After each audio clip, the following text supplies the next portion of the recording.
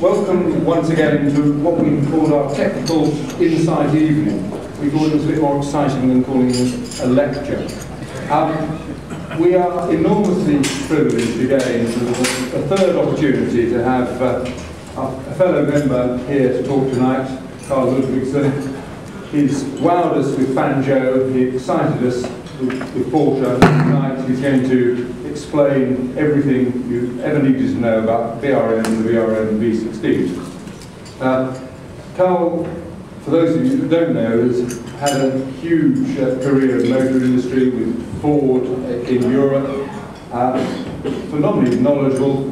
Decided, even whilst he was working full-time, that being a journalist, being a motorsport writer was a rather interesting hobby, and since his retirement is a highly accomplished author.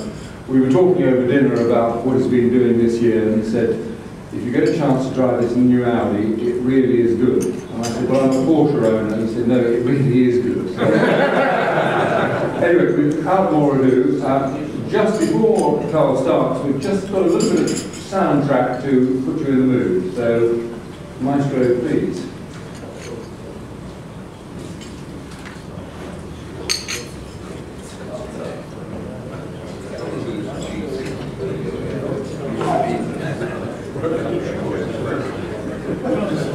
This is cool. No, we're trying to start this up.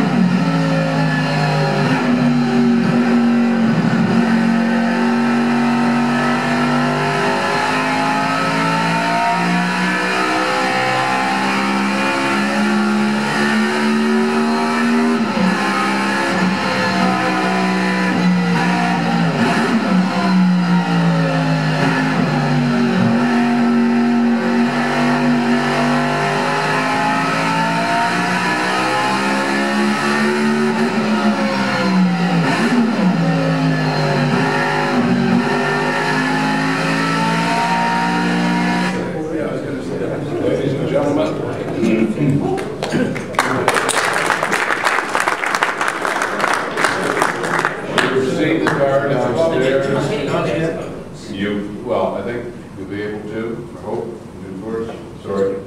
Just check if I got my box on here. Wait a second.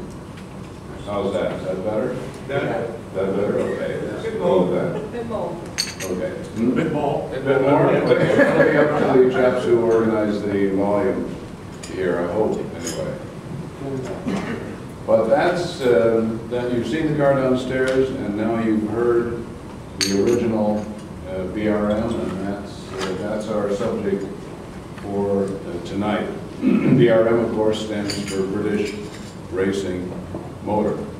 Can I be heard now at the back? All okay? Okay, thank you. A bit more. Bit more? Bit more in the volume department? I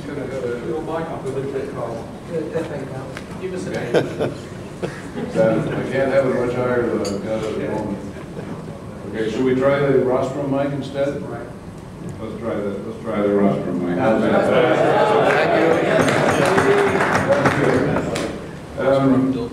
The BRM British Racing Motor was the brainstorm of this man, Raymond Mays. It's hard to give a sense of the importance in the motor racing world of Raymond Mays at the end of the 1930s, excuse me, and into the war years. I mean, it was kind of a combination of Max Mosley, Bernie Eccleston, David Coulthard. The only driver in Britain that was recognized as better than Mays, I guess, was Richard Seaman. But Mays was a stellar performer in hill climbs, sprints, racing. He was Britain's all-around very, very capable racing driver and entrepreneur. He had some excitement in his early days in racing. He started out racing Hillmans and then Brescia Bugattis here, quite in an exciting way. In fact, his Brescia Bugattis went so quickly that Ettore Bugatti invited him to bring one to Molsheim so he could take it apart and see what made it go so well. And Mays carried on with Bugatti cars. He is driving here with a chap named Peter Berthon. Berthon had been in the RAF.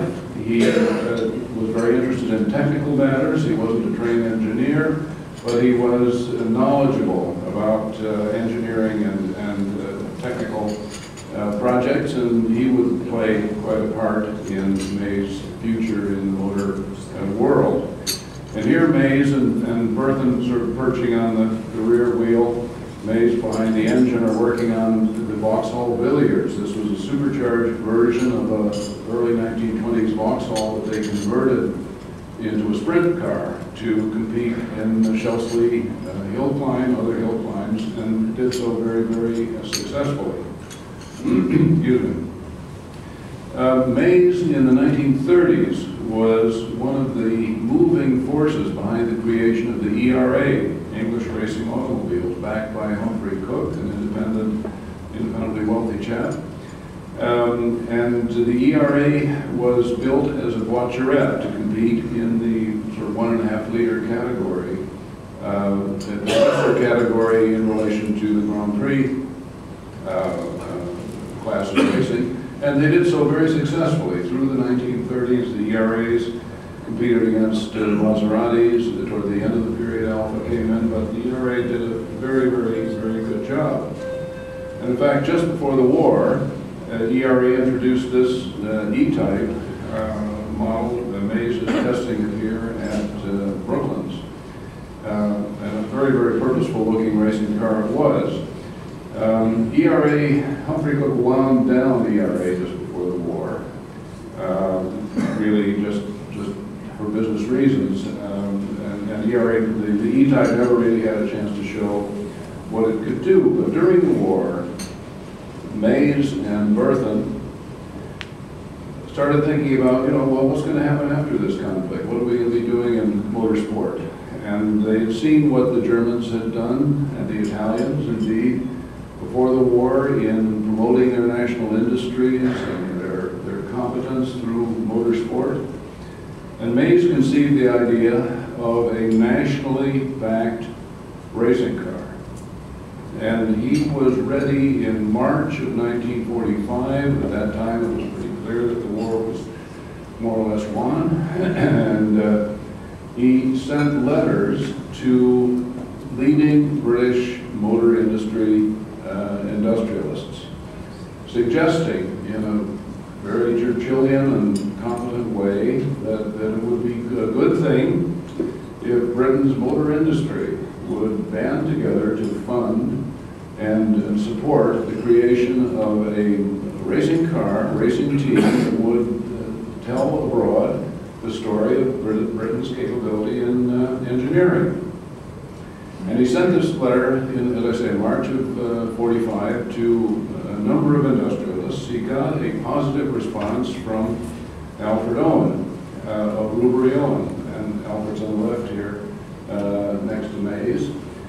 And he went to see Alfred, and Alfred said, yes, I like what you have to say. Owen was a very patriotic chap, very religious, but also very patriotic. And he said, I see what you're driving at, Mays, and I will support your effort.